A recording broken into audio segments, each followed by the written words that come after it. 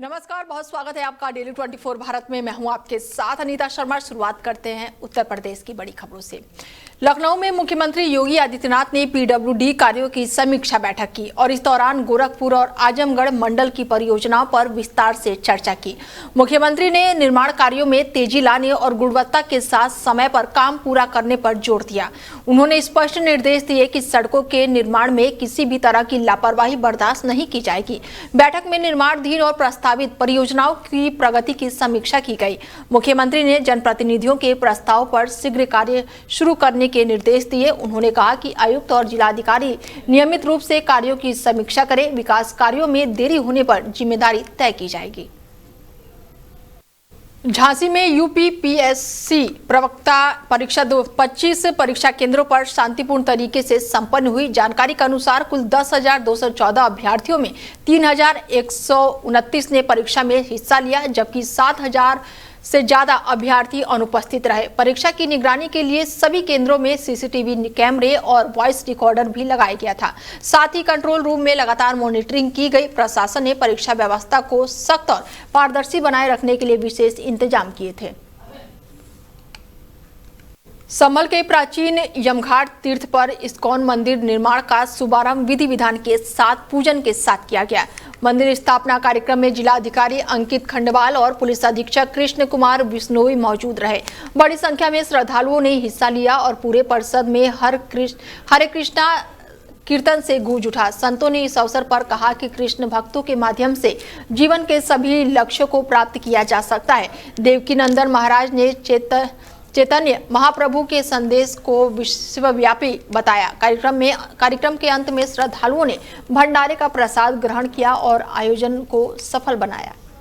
अमेठी में लूट के मामले में फरार चल रहे 25,000 रुपए के इनामी बदमाश को पुलिस से मुठभेड़ हो गई। पुलिस के ऑपरेशन चक्रव्यूह के दौरान बदमाशों ने घिरता देखकर फायरिंग शुरू कर दी। जवाबी कार्रवाई में उसके पैर में गोली लग गई, जिसके बाद से उसे गिरफ्तार कर लिया गया। पुलिस ने उसके कब्जे से एक तमंचा, जिंदा कारतूस और 2 खोखा बरामद किया है। साथ ही लूट का सामान, एक पेजेब, एक मांगटीका और साथ ही 800 रुपए नगद भी बरामद किया है। ये कार्रवाई जो है पुलिस और स्वाट टीम की संयुक्त कार्रवाई में की गई है और इससे पहले इसी मामले में 2 अन्य आरोपियों को गिरफ्तार करके जेल भेजा जा चुका है।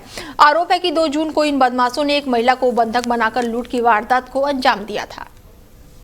दिनांक 2/6/2026 को थाना जायस के रानीगंज ग्राम में आकाश के घर में दिन करीब 4 बजे के लगभग उसकी पत्नी को बंधक बनाकर उसी के गांव के 3 अपराधियों ने लूट कर ली थी। इस संबंध में थाना जायस के द्वारा पूर्व में ही 2 अपराधियों को जेल भेजा जा चुका है तथा उनसे लूट का कुछ माल भी बरामद हुआ था। एक वांछित अपराधी इमरान, जो उसी गांव का रहने वाला है, उस पे पुलिस अधीक्षक महोदय द्वारा 25,000 रुपये का इनाम घोषित किया गया था। आज थाना प्रभारी जायस को सूचना मिली कि जो वांछित अपराधी इमरान अपने घर पे आया हुआ है, जो उस दिन का लूटा हुआ माल है उसको लेकर नसीराबाद जाकर बेचने वाला है। इस सूचना पर तत्काल थाना प्रभारी जायस अपनी पुलिस टीम के साथ तथा स्वाट टीम के साथ इसकी घेराबंदी की गई। तो गंगारामपुरवा मोड़ के पास ये पैदल जाते हुए मैनपुरी कलेक्ट्रेट सभागार में प्रधानमंत्री नरेंद्र मोदी के 12 साल बेमिसाल विषय पर चर्चा के दौरान यूपी सरकार के राज्य मंत्री स्वतंत्र प्रभार धर्मवीर प्रजापति ने केंद्र और राज्य सरकार की उपलब्धियों को गिनाया। उन्होंने कहा कि प्रधानमंत्री नरेंद्र मोदी ने बिना किसी अवकाश के लगातार देश का नेतृत्व किया, जो कि सराहनीय है। साथ ही उन्होंने कहा कि प्रधानमंत्री के साथ साथ मुख्यमंत्री योगी आदित्यनाथ के साथ मिलकर सरकार ने महिला सुरक्षा, स्वरोजगार, उज्ज्वल योजना, आवास योजना और अनुदान योजनाओं के जरिए जनता तक सीधे लाभ पहुंचा है। मंत्री ने यह भी बताया कि मैनपुरी में मेडिकल कॉलेज की दिशा में तेजी से काम चल रहा है और जल्द ही ये परियोजना धरातल पर दिखाई देगी। पूर्व मुख्यमंत्री अखिलेश यादव के बयान पर प्रतिक्रिया देते हुए कहा कि समाजवादी पार्टी की स्थिति कमजोर है और वो बौखलाहट में गलत बयानबाजियां कर रहे हैं, जबकि जनता अब पुराने कार्यकाल को भूल चुकी है। सही बात तो ये है कि समाजवादी पार्टी सत्ता के लिए परेशान है। प्रदेश की, देश की जनता हम लोगों को आशीर्वाद दे रही है। अभी कुछ समय पहले बिहार में चुनाव हुआ था, वहाँ का परिणाम आया, अभी बंगाल का चुनाव हुआ है, वहाँ का भी परिणाम आया है, सबने देखा है, देश की जनता ने देखा है। हम सौभाग्यशाली हैं कि आदरणीय प्रधानमंत्री मोदी जी के नेतृत्व में लगातार चुनाव के माध्यम से देश में सबसे लंबे कालखंड को जिन्होंने परिश्रम की पराकाष्ठा करते हुए देश और समाज को उत्थान के लिए काम किया है, बिना थके बिना रुके, एक दिन की बिना छुट्टी लिए और बिना छुट्टी लिए परिवार उनका साथ कोई रहता नहीं है। के छपरा गांव में बाढ़ जैसी गंभीर स्थिति के बीच ग्रामीणों ने मिसाल पेश की है। जब जिम्मेदार विभागों की ओर से पर्याप्त मदद नहीं मिली तो गांव के लोगों ने खुद आगे आकर चंदा इकट्ठा किया और अपने श्रेय के बल पर पानी रोकने के लिए बांध बनाने का काम शुरू कर दिया। ग्रामीणों का ये प्रयास सिर्फ एक मिट्टी का टीला नहीं बल्कि एक आत्मनिर्भरता का संघर्ष का प्रतीक बन चुका है। पानी के बीच उतरकर लोग अपनी गांव की सुरक्षा के लिए लगातार मेहनत कर रहे हैं। स्थानीय लोगों का कहना है कि ये स्थिति दिखाती है कि जब व्यवस्था धीमी पड़ जाती है तो जनता खुद अपने अस्तित्व और अधिकार की रक्षा के लिए आगे आती है। अब ग्रामीणों को उम्मीद है कि संबंधित विभाग जल्द संज्ञान लेकर स्थायी समाधान की दिशा में कदम उठाएंगे। पीलीभीत क्षेत्र में कथित धर्मांतरण के मामले की सूचना पर हड़कंप मच गया है। जानकारी के अनुसार झाड़ फूक, भूत प्रेत और टोटकों के नाम पर लोगों को प्रभावित करके धर्मांतरण कराने के आरोप लगाए गए हैं। मामले की शिकायत राष्ट्रीय बजरंग दल की ओर से की गई थी। सूचना पर पहुंची पुलिस ने मौके से 4 लोगों को हिरासत में लेकर पूछताछ शुरू कर दी। घटना के दौरान स्थानीय लोगों और संगठन कार्यकर्ताओं की भीड़ भी मौके पर जमा हो गई, जिसके बाद से पुलिस ने स्थिति को नियंत्रित किया। पुलिस का कहना है कि मामले की जांच की जा रही है और जो भी तथ्य सामने आएंगे उनके आधार पर आगे की कार्रवाई की जाएगी। कल हमें कुछ ग्रामीणों द्वारा सूचना मिलने पर ग्राम रामपुरा फकीरे में जब हम लोग पहुंचे तो वहां झाड़ फूक, भूत प्रेत उतारने के आड़ में धर्मांतरण जैसे घिनौना कार्य वो लोग कर रहे थे। सूचना मिलने पर हम लोग जब पहुंचे वहां पर जाके हम लोग गहनता से जांच पड़ताल की। जांच पड़ताल करने में पता चला कि लखीमपुर खीरी का रहने वाला टिल्लू सनम उर्फ उसका पति विनोद और उसमें कई मुस्लिम व्यक्ति एवं उसमें भी 1-2 हिंदू व्यक्ति शामिल हैं जो इस घिनौने कार्य को अंजाम दे रहे थे। सूचना मिलने हमने तुरंत मॉडर्ना थाने पुलिस को सूचित किया और पुलिस के हिरासत में उन लोगों को करवाया। आगे की मैं रामपुरा फकीरे की रहने वाली हूँ और मेरी बेटी का नाम पिंकी है और उनके साथ एक घटना हुई सुबह 9 बजे और एक मांगने वाली आई थी। उन्होंने इसका हाथ देखा और इसके सर से लौंगे उतारी और सर से उतार कर इसको पता नहीं फिर क्या हो गया।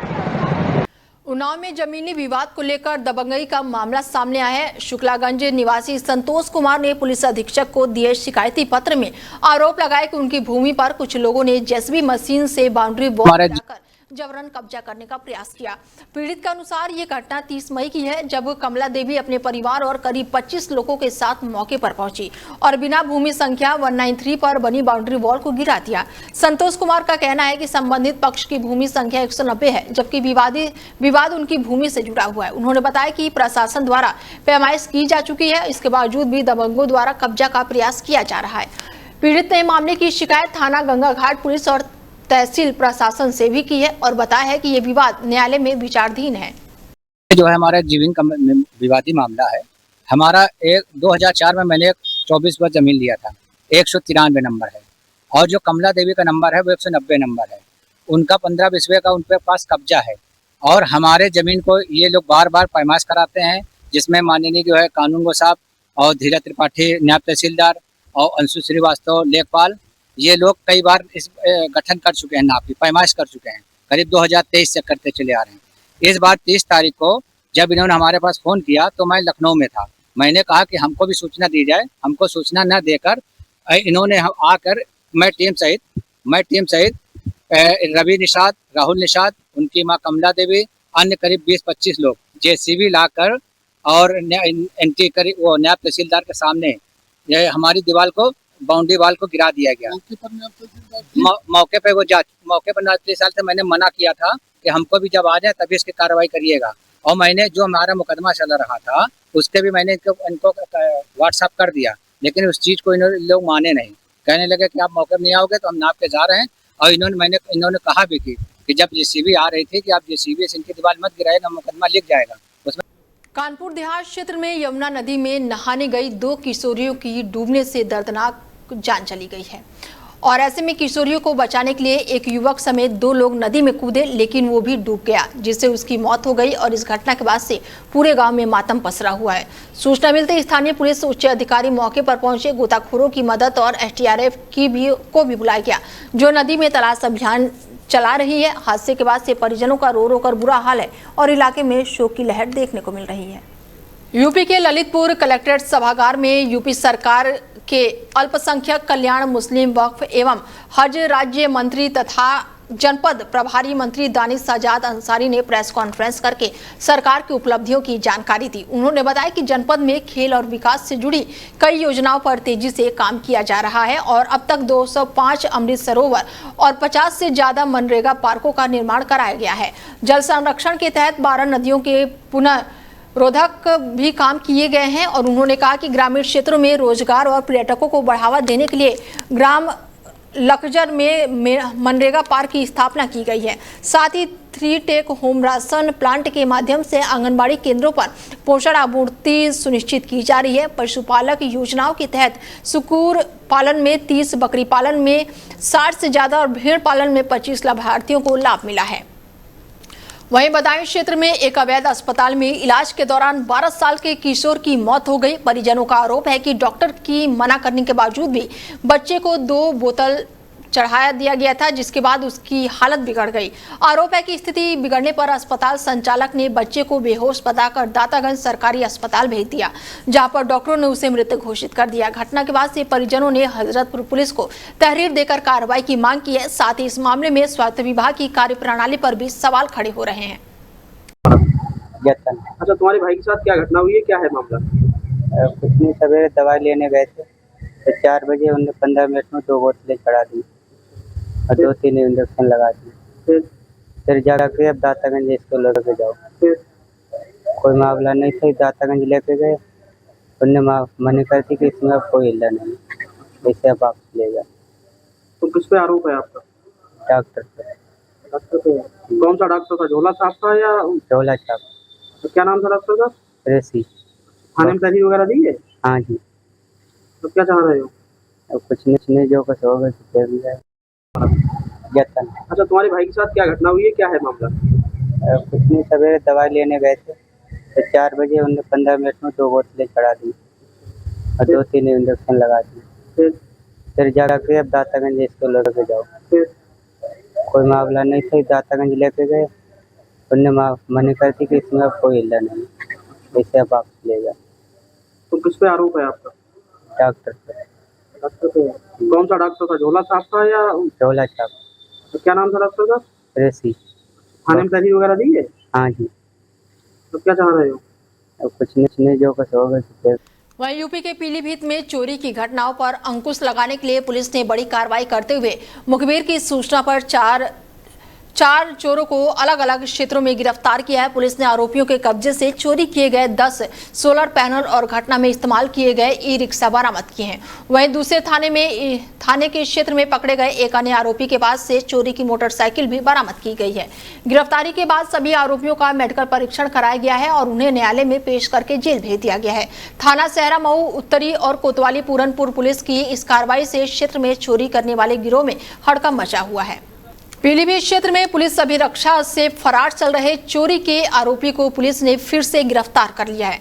मुखबिर खास की सूचना पर पुलिस टीम ने कार्रवाई करते हुए आरोपी को दबोच लिया है। जानकारी के अनुसार आरोपी के खिलाफ पहले से ही आधा दर्जन से अधिक मुकदमे दर्ज हैं। मेडिकल परीक्षण के बाद जेल ले जाते समय वो पुलिस हिरासत से फरार हो गया। पुलिस ने गिरफ्तारी के दौरान उसके कब्जे से चोरी का सामान भी बरामद किया है। मामले में आगे की कानूनी कार्रवाई की जा रही है। पीलीभीत क्षेत्र में दिन दहाड़े हुई मारपीट की घटना से इलाके में सनसनी फैल गई है और पुलिस व्यवस्था पर सवाल खड़े हो गए हैं। बता दें कि प्रदीप कुमार ने आरोप लगाया कि वो अपने साथी शिव कुमार और रविंद्र सिंह के साथ जा रहे थे और तभी काली स्कॉर्पियो और अन्य वाहनों से पहुंचे करीब 30 से 35 नकाबपोश लोगों ने उनका रास्ता रोक लिया। आरोप है कि हमलावरों ने लाठी डंडों और धारदार हथियार से तीनों पर जानलेवा हमला कर दिया, जिससे वह गंभीर रूप से घायल हो गए। साथ ही उनकी धमकी थी कि दोबारा दिखने पर जान से मार दिए जाएंगे। घटना के संबंध में पुलिस को मुकदमा दर्ज कराया गया है और क्षेत्राधिकारी दीपक चतुर्वेदी ने बताया कि सीसीटीवी फुटेज के आधार पर आगे की कार्रवाई की जा रही है। हम कॉलेज से जाके दोस्त को पीलीभीत से लेके आ रहे थे। हमारी रास्ते में गाड़ी रुक गई, खराब हो गई, वो स्टार्ट नहीं हो रही थी। तभी तो नकाबपोश लोग आए, कुछ सरदार थे, वो हथियार लेके आए, चाकू को तलवार उलवारें और डंडे, और वो एकदम से आके मारने लगे। नशे में थे जाने क्या, उन्होंने सर फोड़ दिया हमारा, ये डंडे मारे हैं और हम लोग गिर गए थे वहाँ पे, बेहोश हो गए। तभी वो भाग गए। गाड़ी नंबर प्लेट पे टेप लगा रखा था उन्होंने ब्लैक।